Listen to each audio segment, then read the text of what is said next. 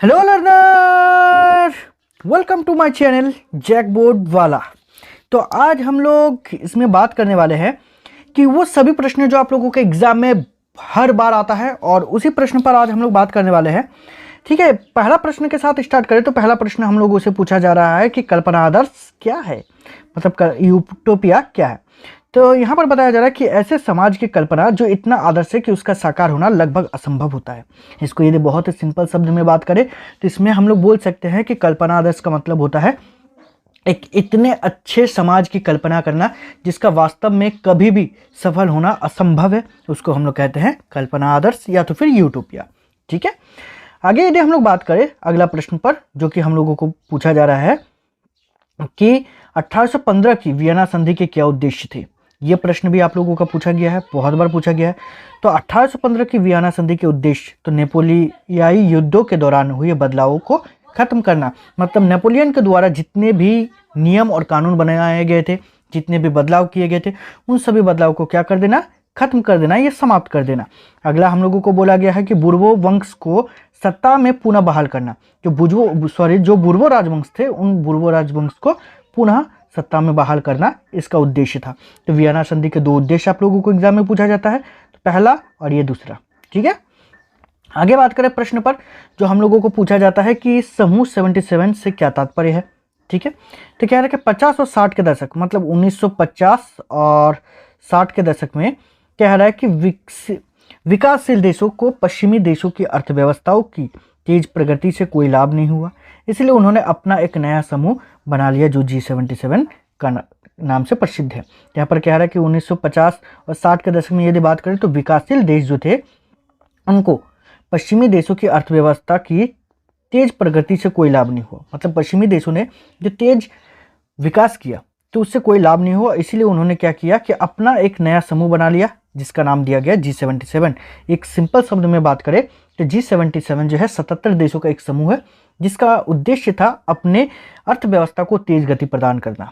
ठीक है, चलिए अगला प्रश्न जो कि आप लोगों के एग्जाम में बहुत बार आया है कि नहर बस्ती किसे कहा जाता है। यदि हम लोग बात करें नहर बस्ती किसे कहा जाता है तो इन्हें क्यों और कहाँ स्थापित किया गया। तो कह रहा है कि पंजाब की अर्ध रेगिस्तानी परती जमीनों को उपजाऊ बनाने के लिए नहरों का जाल बिछाया गया। यदि हम लोग बात करें पंजाब की अर्ध रेगिस्तानी परती जमीन जो थे उसको उपजाऊ बनाने के लिए नहरों का जाल बिछाया गया और देखते ही देखते बंजर भूमियां नहरी बस्तियों में बदल गई। और यदि हम लोग बात करें तो जहां गेहूं और कपास आदि फसलें खूब होती थी या होने लगी। अब यदि इसको हम लोग बहुत सिंपल शब्द में समझने का प्रयास करें तो देखिए, अंग्रेज जो थे जब पंजाब में पहुंचे तो पंजाब में जाकर के उन्होंने देखा कि ये भूमि बहुत उपजाऊ है, लेकिन सबसे बड़ी समस्या है कि यहाँ पर सिंचाई का। तो इसीलिए उन्होंने क्या किया कि नहरों का जाल बिछा दिया गया ताकि उस नहर का उपयोग करके सिंचाई किया जा सके। और उसके बाद फिर उस नहर के किनारे किनारे गांव बसाया गया, लोगों को बसाया गया और देखते ही देखते क्या हुआ, वो पूरी तरीके से बस्ती के रूप में परिवर्तित हो गया और इसी को कहा गया नहर बस्ती। ठीक है, चलिए अब आगे यदि बात करें तो जो प्रश्न हम लोगों का पूछा जाता है वो है राष्ट्रवादी संघर्षों में महिलाओं की भूमिका पर टिप्पणी लिखें। तो राष्ट्रवादी संघर्ष में बहुत सारे संसार में महिलाओं ने बहुत महत्वपूर्ण भूमिका अदा की। यदि बात करें राष्ट्रवादी संघर्ष जो हुआ था उसमें महिलाओं ने क्या किया था, अपना बहुत अहम भूमिका निभाया था। कह रहा है कि राष्ट्रवादी संघर्षों में यद्यपि महिलाओं ने बढ़ चढ़कर भाग लिया, फिर भी उदारवादी आंदोलन के अंदर महिलाओं को राजनीतिक अधिकार देने का मुद्दा विवादास्पद रहा। देखिए, महिलाओं ने क्या किया, राष्ट्रवादी संघर्ष जो था उसमें बहुत ही बढ़ चढ़ करके हिस्सा लिया था, परंतु महिलाओं को उदारवादी जो आंदोलन के अंदर में यदि बात करें महिलाओं को राजनीतिक अधिकार देने का मुद्दा विवादास्पद रहा। मतलब ये विवाद बना रहा कि क्या महिलाओं को अभी भी अधिकार मिलना चाहिए या फिर नहीं मिलना चाहिए। ठीक है, आगे यदि बात करें हम लोग तो कह रहे हैं कि महिलाओं ने अपनी राजनीतिक संगठन स्थापित किए, अखबार शुरू किए तथा राजनीतिक बैठकों में भाग लेना प्रारंभ किए। तो महिलाओं ने क्या किया, तो राजनीतिक संगठन स्थापित किया, अखबार शुरू किया अपने लिए, उसके बाद राजनीतिक बैठक में भाग लिया। ठीक है, साथ ही साथ कह रहा है कि परिणाम ये हुआ कि महिला अधिकारों की प्रगति, उदारवादियों तथा शासकों के विचारों में परिवर्तन हुआ तथा महिलाओं के सामाजिक, आर्थिक तथा राजनीतिक अधिकारों का मार्ग प्रशस्त हुआ। और उसके बाद फिर जाकर के जो उदारवादी लोग थे तो उन लोगों का दिमाग परिवर्तन हुआ, उन लोगों का सोच परिवर्तन हुआ और अंत में महिलाओं को सामाजिक, आर्थिक और राजनीतिक रूप से अधिकार दिया गया। ठीक है, उसी के साथ साथ हम लोगों का एक प्रश्न जो है वो भी पूछा जाता है बहुत बार कि खिलाफत आंदोलन पर संक्षिप्त टिप्पणी लिखिए। ठीक है, ये सभी प्रश्न जो मैं बता रहा हूँ ये शॉर्ट में बता रहा हूँ, इसके बाद जो वीडियो आएगी उसमें लॉन्ग में बताऊंगा। तो इसीलिए आप लोग चैनल को सब्सक्राइब कीजिएगा और अपना फ्रेंड के साथ शेयर जरूर कीजिएगा। आप लोग शेयर कर ही दीजिएगा, ठीक है ना, इसमें पैसा नहीं लगता है। खैर, तो यदि हम लोग बात करें खिलाफत आंदोलन के बारे में, तो कह रहा है कि प्रथम विश्व युद्ध में ऑटोमन तुर्की की हार हो चुकी थी। पहला विश्व युद्ध में बात करें तो ऑटोमन तुर्की की हार हो चुकी थी और इस आशय की अफवाह फैली हुई थी कि इस्लामिक विश्व में आध्यात्मिक नेता ऑटोमन साम्राज्य पर एक बहुत सख्त शांति संधि थोपी जाएगी। और उसके बाद ये एक अफवाह फैल गई थी कि इस्लामिक विश्व के आध्यात्मिक नेता जो खलीफा जिसको कहा जाता था, तो उसको ऑटोमन साम्राज्य पर क्या किया जाएगा, एक बहुत सख्ती से शांति संधि थोपी जाएगी। ठीक है, और उसके बाद फिर कह रहा है हम लोगों को कि खलीफा के आत्मसम्मान की रक्षा के लिए मार्च 1919 में बॉम्बे में एक खिलाफत समिति का गठन किया गया। उसी के साथ कह रहा है कि मोहम्मद अली और शौकत अली, जिसको अली बंधु के नाम से जाना जाता है, तो मोहम्मद अली और शौकत अली बंधु के साथ कई युवा मुस्लिम नेताओं ने इस मुद्दे पर संयुक्त जन कार्रवाई की संभावना तलाशने के लिए महात्मा गांधी के साथ वार्तालाप की। और उन लोगों ने इसके लिए क्या किया कि महात्मा गांधी जी के साथ इस मुद्दे को लेकर के आए और उसके बाद फिर इसको सॉल्व करने का प्रयास किया गया। साथ ही साथ यदि बात करें तो सितंबर 1920 में महात्मा गांधी सहित दूसरे नेताओं ने यह बात मान ली कि खिलाफत आंदोलन के समर्थन और राजस्व के लिए एक सहयोग आंदोलन शुरू किया जाना चाहिए। और उसके बाद फिर जाकर के सितंबर 1920 में महात्मा गांधी सहित दूसरे और भी जो नेता थे उन लोगों ने मान लिया कि वास्तव में खिलाफत आंदोलन का समर्थन करना चाहिए। समर्थन इसलिए करना चाहते थे वो लोग क्योंकि ये सभी जो है, यदि ऑटोमन साम्राज्य पर बात करें तो उस पर भी अंग्रेजों ने ही कब्जा किया था और भारत में भी, और इसी के विरोध के लिए जो है ये सब किया गया था। ठीक है, तो ऐसे ही और भी वीडियोस आप लोगों को चाहिए तो चैनल को सब्सक्राइब कीजिएगा और मेरा मोटिवेशन लेवल को बढ़ाने के लिए अपने फ्रेंड के साथ शेयर जरूर कीजिएगा। पहला प्रश्न जो कि हम लोगों का है कि सूरत बंदरगाह 18वीं सदी के अंत तक हाशिए पर पहुंच गया था, व्याख्या करें। हम लोगों का पहला प्रश्न है सूरत बंदरगाह जो है 18वीं सदी के अंत तक हाशिए पर पहुंच गया था। इसके बारे में आप लोगों को बताने के लिए बोला गया है, क्या कारण था, क्यों पहुंच गया था। तो चलिए हम लोग देखते हैं इसका आंसर को, जिसमें हम लोगों को बोला गया है कि 18वीं सदी के अंत से पूर्व तक गुजरात का सूरत बंदरगाह भारत खाड़ी तथा लाल सागर, ठीक है, भारत खाड़ी तथा लाल सागर बंदरगाह से जुड़ा हुआ था। मतलब एक तरीके से हम लोग देखें कि भारत और लाल सागर से जो जुड़ा हुआ था। ठीक है, भारत खाड़ी यहाँ पर बोलना जा रहा है कि मतलब हिंद महासागर को। ठीक है ना, खैर आगे बात करें तो क्या है कि 1750 के दशक के पश्चात इस बंदरगाह पर भारतीय सौदागरों का नियंत्रण ढीला पड़ता गया। यदि हम लोग बात करें तो 1870 के दशक के पश्चात मतलब बाद में इस बंदरगाह पर भारतीय सौदागरों का नियंत्रण क्या हुआ, धीरे धीरे ढीला पड़ता गया, जिसके कारण भारत में यूरोपीय कंपनियों के प्रभाव में निरंतर वृद्धि होती रही। और निरंतर क्या हुआ कि यूरोपीय कंपनी का जो है वृद्धि होता चला गया, प्रभाव उनका बढ़ता चला गया। साथ ही साथ कह रहा है कि यूरोपीय कंपनियों द्वारा व्यापार पर इजारेदारी अधिकार हासिल कर लेने से सूरत व हुगली दोनों बंदरगाह कमजोर पड़ गए। और क्या कह रहा है कि यहाँ पर हम लोगों को बताया जा रहा है कि सूरत और हुगली दोनों बंदरगाह कमजोर पड़ गया। इसके पीछे सबसे बड़ा कारण था कि कंपनी ने क्या किया था कि अपने ऊपर इजारेदारी हासिल कर लिया था, मतलब अधिकार हासिल कर लिया था। अब देखिए इसमें यदि बात करें तो क्या रहा है कि जिससे इन पर होने वाले व्यापार में नाटकीय ढंग से कमी आई, और जिससे क्या हुआ कि इस पर जो व्यापार हो रहा था वो नाटकीय ढंग से कमी आती है। कह रहा है कि 1740 के दशक में इस बंदरगाह पर होने वाला व्यापार 1.6 करोड़ रुपया से गिरकर केवल 30 लाख रह गया। देखिए यहाँ पर व्यापार जो हो रहा था उस टाइम 1.6 करोड़, ठीक है, और इससे घट करके सिर्फ 30 लाख का रह गया। कहाँ करोड़ों में था और कहाँ लाख में आ गया। कह रहा है कि दूसरी और बम्बई नए बंदरगाह के रूप में उभर के आए थे, और दूसरी और क्या हुआ था कि बम्बई का जो बंदरगाह है वो उभर करके सामने आए थे। और इसी के कारण हम लोग बोल सकते हैं कि 18वीं सदी के अंत तक जो है सूरत बंदरगाह हाशिए पर पहुंच गया था।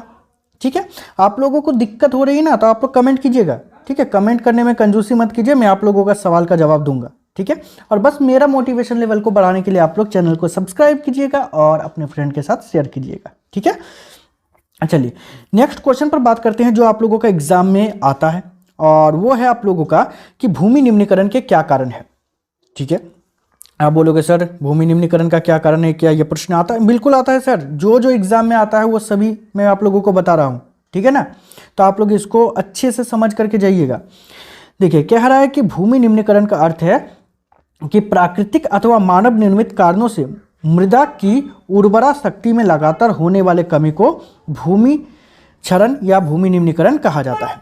यदि हम लोग बात करें तो इसमें हम लोगों को बताया जा रहा है कि प्राकृतिक कारणों से हो या मानव निर्मित कारणों से हो, मृदा की उर्वरक शक्ति में क्या होता है, लगातार कमी होने लगती है, और लगातार कमी होने के कारण या फिर भूमि का क्षरण होने को ही हम लोग भूमि निम्नीकरण कहते हैं।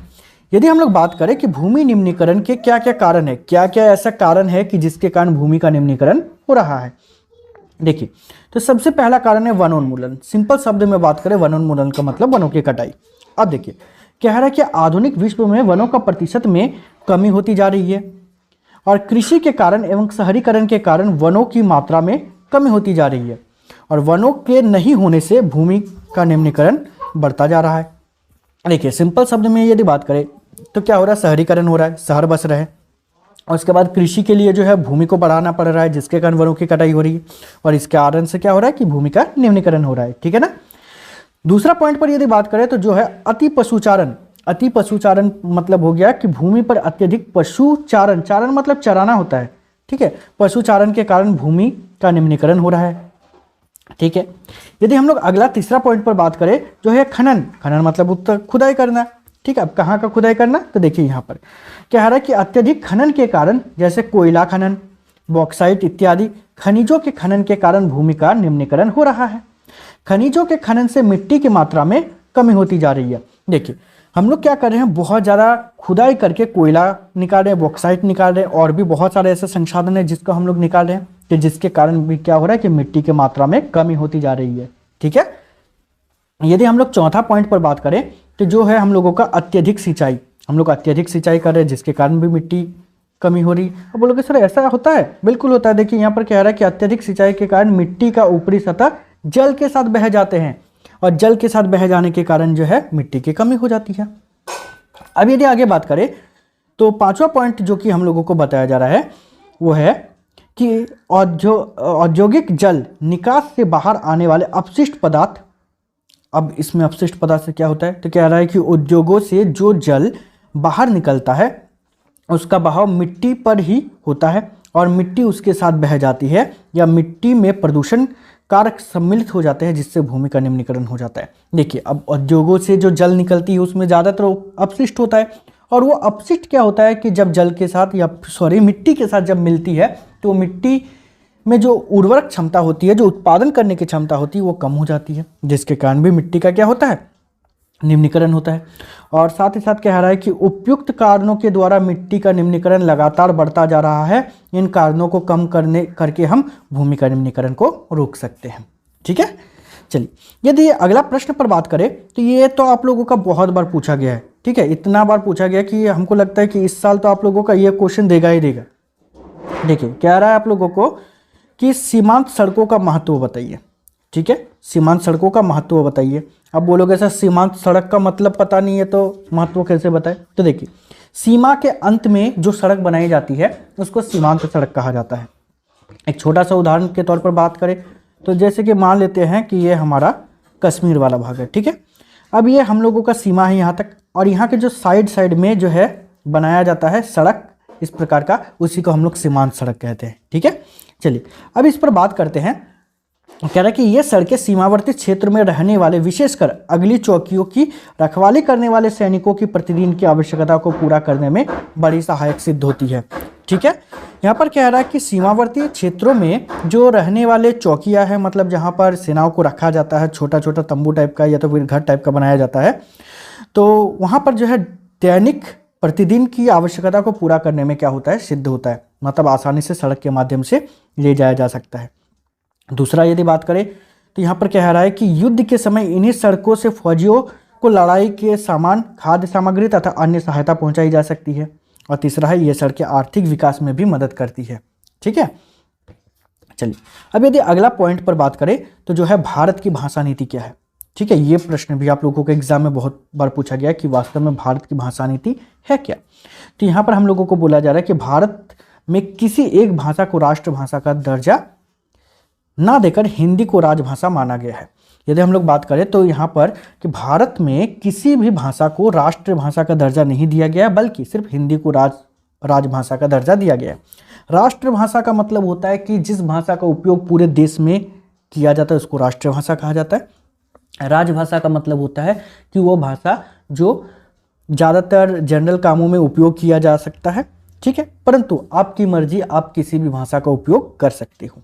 ठीक है, पर हिंदी सिर्फ 40% भारतीयों की मातृभाषा है, इसीलिए संविधान में हिंदी के अलावा 21 भाषाओं को अनुसूचित भाषा का दर्जा दिया गया है। देखिए, कह रहा है कि हिंदी सिर्फ और सिर्फ 40% ही भारतीय लोगों के द्वारा उपयोग किया जाता है, परंतु हिंदी को लेकर के और भी 21 भाषाओं को दर्जा दिया गया है अनुसूचित भाषा का।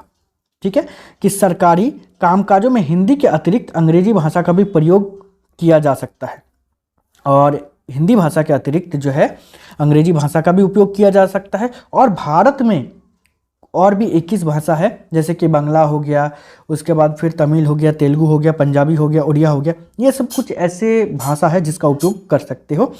हिंदी को बढ़ावा देने की केंद्र सरकार की नीति यही है, लेकिन दूसरे राज्यों पर हिंदी को थोपा नहीं जा सकता है। हिंदी को बढ़ावा दिया जा सकता है, परंतु किसी राज्य को ये नहीं थोपा जा सकता है कि आपको भी हिंदी का ही उपयोग करना है।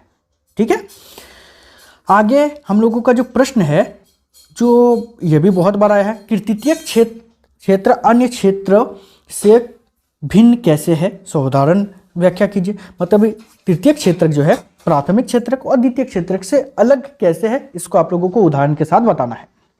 तो बताएंगे महोदय क्या है, जल्दी देखिए। यहाँ पर हम लोगों को बताया जा रहा है कि तृतीय क्षेत्रक अन्य दो क्षेत्र से भिन्न है। इसका कारण है कि अन्य दो क्षेत्रक वस्तुएं उत्पादित करते हैं, जबकि ये क्षेत्र अपने आप वस्तु उत्पादित नहीं करता है। देखिए, यदि हम लोग बात करें प्राथमिक क्षेत्रक और द्वितीय क्षेत्रक, दोनों क्षेत्रक क्या करते हैं कि वस्तु का उत्पादन करते हैं, परंतु तृतीय क्षेत्रक जो है वस्तु का उत्पादन नहीं करता है, बल्कि इस क्षेत्रक में शामिल क्रियाएं प्राथमिक एवं द्वितीय क्षेत्रक के विकास में सहायक होती है, अर्थात यह क्रियाएं उत्पादन क्रिया में मदद करती है। उदाहरण चलिए बता रहे हैं। इसमें कह रहा है कि प्राथमिक और द्वितीय क्षेत्रक में जो भी वस्तु का उत्पादन होता है, उस वस्तु का क्या होता है कि उत्पादन करने में ये सहायता करता है। कौन? तृतीय क्षेत्रक। और उदाहरण के तौर पर यहाँ पर बताया जा रहा है कि उदाहरण के लिए परिवहन, भंडार, संचार, बैंकिंग, बीमा एवं व्यापार क्रियाएं जो वस्तु अन्य क्षेत्र को में उत्पादन की गई, उन्हें एक स्थान से दूसरे स्थान तक ले जाने के लिए ट्रैक्टर, ट्रक, रेलगाड़ी आदि आवश्यकता होती है। इन वस्तुओं को गोदाम या शीत गृह में भंडार की भी आवश्यकता होती है। इस संदर्भ में हमें कई लोगों से बातें भी करनी पड़ती है एवं बैंक। देखिए, इसको सिंपल शब्द में यदि उदाहरण को बताए, इतना लंबा चौड़ा या तो फिर इतना उटपटांग टाइप का एग्जाम्पल ना लेकर के, देखिए सिंपल शब्द में यदि बात करते हैं कि मान लेते हैं कि आपको एक रेलगाड़ी खरीदनी है। ठीक है, तो आप घर में खुद रेलगाड़ी को नहीं बना सकते हो। ठीक है, अब रेलगाड़ी को खुद घर में बना नहीं सकते हो, तो आप क्या कर सकते हो, रेलगाड़ी को यदि आप खरीदना चाहते हो, रेलगाड़ी वास्तव में आप अकेले नहीं खरीद सकते हो, लेकिन फिर भी मान लेते हैं कि आप यदि खरीदना चाहते हो तो आप क्या कर सकते हो, बैंक से ऋण ले सकते हो, और ऋण लेकर के क्या कर सकते हो, इसको खरीद सकते हो, है ना। अब देखो, आप ऋण लिए हो और उसको खरीदे, तो बनाया हुआ सामान खरीदे। अब इस चीज़ को खरीदने में आपको सहायता कौन किया? बैंक। और ऋण देने में सहायता कौन किया? बैंक। तो ये हो गया, आप लोगों को सिर्फ सेवा दिया गया। ऐसा नहीं है कि बैंक आपको रेलगाड़ी बना करके दे दिया, है ना। तो इस प्रकार से हम लोग कह सकते हैं तृतीय क्षेत्रक जो है बाकी दोनों क्षेत्रक से बिल्कुल अलग है। ठीक है, तो ऐसे ही और भी आप लोगों को वीडियोज चाहिए और बहुत अच्छे से समझना है आसान भाषा में, तो आप लोग चैनल को सब्सक्राइब कीजिएगा और मेरा मोटिवेशन लेवल को बढ़ाने के लिए जो है अपने फ्रेंड के साथ भी शेयर जरूर कीजिएगा। ठीक है, कि लोकतंत्र सामाजिक विविधताओं में किस प्रकार सामंजस्य लाता है। ठीक है, तो लोकतंत्र किस प्रकार जो है सामाजिक विविधता में सामंजस्य लाता है, ये हम लोगों का प्रश्न है। यदि इसका आंसर पर बात करें तो यहाँ पर हम लोगों को बताया जा रहा है कि लोकतांत्रिक व्यवस्थाएं अनेक तरह से सामाजिक विभाजन को संभालती है। लोकतांत्रिक व्यवस्था का यदि देखें तो अनेक तरह से क्या करती है, सामाजिक विभाजन को संभालने का काम करती है। इससे इसके बीच टकराव का विस्फोटक या हिंसात्मक रूप लेने का अंदेशा थोड़ा कम हो जाता है। और इससे क्या होता है कि जो आपसी टकराव, आपसी लड़ाई जो होने की संभावना जो होती है, ये हिंसा होने की संभावना जो होती है, ये कम हो जाता है। कोई भी समाज अपने विभिन्न समूह के बीच के टकराव को स्थायी तौर पर खत्म नहीं कर सकता। कोई भी समूह का यदि बात किया जाए तो आपसी टकराव को जो है वो स्थायी तौर पर कभी भी समाप्त नहीं कर सकता है, और इसके बीच बातचीत से सामंजस्य बैठाने का तरीका विकसित कर सकते हैं। हाँ, लेकिन आपस में बातचीत करके जो है सामंजस्य बैठाने का तरीका किया जा सकता है। आगे हम लोगों को यदि पढ़े तो आगे हम लोगों को बताया जा रहा है कि सामाजिक अंतर विभाजन और टकराव को संभालना निश्चित रूप से लोकतांत्रिक व्यवस्था का एक बड़ा गुण है। यदि हम लोग बात करें तो सामाजिक अंतर विभाजन और टकराव को संभालना निश्चित रूप से लोकतांत्रिक व्यवस्था का ही एक बड़ा गुण है, और इसके लिए लोकतांत्रिक व्यवस्थाओं को कुछ शर्तों को पूरा करना होता है। देखिए, कुछ शर्तों को भी पूरा करना होता है। यहाँ पर हम लोगों को बताया जा रहा है कुछ शर्त क्या है, जैसे कि आप लोगों को पता ही है। ठीक है, नहीं पता है आप लोग कमेंट कीजिएगा, मैं आप लोगों को बता दूंगा। ठीक है, टेंशन लेने वाली कोई बात नहीं है कि नहीं बताएंगे, मैं आप लोगों को डिटेल में बता दूंगा यदि आप लोग कमेंट करते हो तो। बस आपको छोटा सा काम करना है कि मेरा मोटिवेशन लेवल को बढ़ाने के लिए अपना फ्रेंड के साथ वीडियोस को शेयर करना है। ठीक है, चलिए आगे कह रहा है कि लोकतंत्र का अर्थ बहुमत की राय से शासन करना नहीं है, परंतु बहुमत को सदा ही अल्पमत का ध्यान रखना होता है। ठीक है, यदि लोकतंत्र का बात करें तो लोकतंत्र का अर्थ ऐसा नहीं है कि जिसका बहुमत है बस वो शासन करेगा, परंतु बहुमत यदि मिल जाता है तो सदा ही अल्पमत का, मतलब जो कम संख्या में है, जिनका मत कम है, उनका भी ध्यान रखना होता है। उसके साथ मिलकर काम करने की जरूरत होती है, तभी सरकार जनता की इच्छा के अनुसार प्रतिनिधित्व कर सकती है। ठीक है, यदि आप लोगों को इतना लंबा चौड़ा यदि ना बोल करके आप लोगों को बहुत सटीक और बहुत छोटे में आंसर देना है तो आप लोग बोल सकते हो कि लोकतांत्रिक व्यवस्था में हम लोग क्या कर सकते हैं कि सभी जाति धर्म के लोगों को हम लोग क्या कर सकते हैं कि समान अधिकार दे करके, उनको सम्मान दे करके हम लोग सामंजस्य बैठा सकते हैं। ठीक है, ये बहुत ही सिंपल शब्द में आप लोग बोल सकते हो, लेकिन आप लोगों को तो लॉन्ग लिखना होता है। ठीक है, चलिए यदि बात करते हैं हम लोग अगला प्रश्न पर, तो अगला प्रश्न हम लोगों को कह रहा है कि पहले विश्व युद्ध के समय भारत का औद्योगिक उत्पादन क्यों बढ़ा। तो पहला विश्व युद्ध जब हुआ तो उस समय भारत का औद्योगिक उत्पादन जो है बढ़ा, क्यों बढ़ा था। तो यहाँ पर हम लोगों को आंसर में बताया जा रहा है कि पहले विश्व युद्ध के समय भारत के औद्योगिक उत्पादन में वृद्धि हुई, जिसके कारण थी। क्या क्या कारण था, तो पहला कारण पर यदि बात करें तो पहला कारण कह रहा है कि प्रथम विश्व युद्ध में ब्रिटेन ऐसे उलझ गया कि इसका ध्यान अपने बचाव में लग गया। देखिए, पहला विश्व युद्ध के समय ब्रिटेन जो है कुछ इस प्रकार से युद्ध में उलझ चुका था कि अब उसका बस एक ही ध्यान था कि किसी तरीके से जो है अपना बचाव किया जाए, और इसी के कारण कह रहे हैं अब वह भारत में अपने माल को निर्यात ना कर सका, जिसके कारण भारत के उद्योग को पनपने का अवसर मिल गया। जिससे क्या हुआ कि अपना जो सामान, मतलब ब्रिटेन में या अंग्रेज लोग जो अपने सामान को बनाते थे, वो क्या करने लगे कि ब्रिटेन वासी हमारे देश में निर्यात ना करके वो क्या करने लगे कि खुद का बचाव में लग गया, जिसके कारण भारत में जो उद्योग थे उन लोगों को पनपने का, उन लोगों को वस्तु बनाने का मौका मिल गया, जिसके कारण जो है वे लोग आगे बढ़ने लगे। दूसरा पॉइंट में यदि बात करें तो दूसरा पॉइंट में हम लोगों को बताया जा रहा है कि इंग्लैंड के सब कारखाने निर्यात की विभिन्न चीज़ें बनाने की बजाय सैनिक सामग्री बनाने में लग गया। इंग्लैंड का यदि बात किया जाए तो जितने भी कारखाना थे जो निर्यात करता था, वो लोग अलग अलग चीज़ों को ना बना करके सैनिक सामग्री, मतलब सेना को जिन जिन चीज़ों की आवश्यकता होने लगी थी उन सभी चीज़ों को बनाने लगे। इसीलिए भारतीय उद्योग को रातों रात एक विशाल देसी बाजार मिल गया, और इसीलिए जो भारत का जितना भी बड़ा बाजार था उन सभी बाजार में भारत का ही सामान जो है बिकने लग गया था।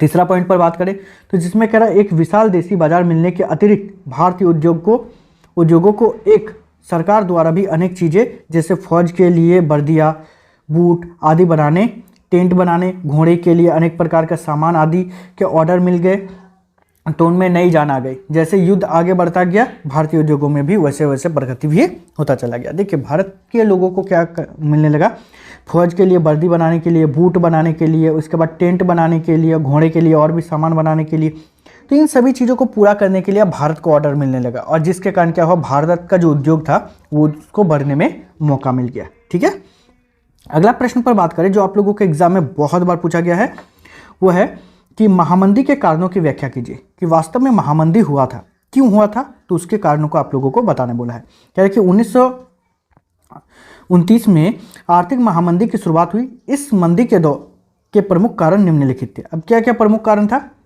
देखिए आप लोगों से छोटा सा रिक्वेस्ट है कि आप लोगों को यदि वीडियोस अच्छा लगे ना तो आप लोगों को चैनल को सब्सक्राइब करने के बाद अपने फ्रेंड के साथ शेयर जरूर कीजिएगा, ठीक है, ताकि मेरा भी मोटिवेशन लेवल बढ़ता रहे और मैं आप लोगों के लिए और भी अच्छा वीडियो अपलोड करता रहूं, ठीक है। चलिए तब बात करते हैं कि औद्योगिक क्रांति के कारण अमेरिका तथा ब्रिटेन में बड़े पैमाने पर उत्पादन कार्य होने लगा था। यदि बात करें औद्योगिक क्रांति जब स्टार्ट हुआ तो उस टाइम अमेरिका और ब्रिटेन में बड़े पैमाने पर उत्पादन कार्य होने लगा और 1930 तक तैयार माल का इतना बड़ा भंडार एकत्रित हो गया कि इनका कोई खरीदार ना रहा। और 1930 तक क्या हुआ कि ये लोग इतना ज़्यादा मात्रा में जो है वस्तु का उत्पादन करने लगे कि अब उसको एक समस्या उत्पन्न हो गई कि इतना सारा सामान खरीदेगा कौन, ठीक है।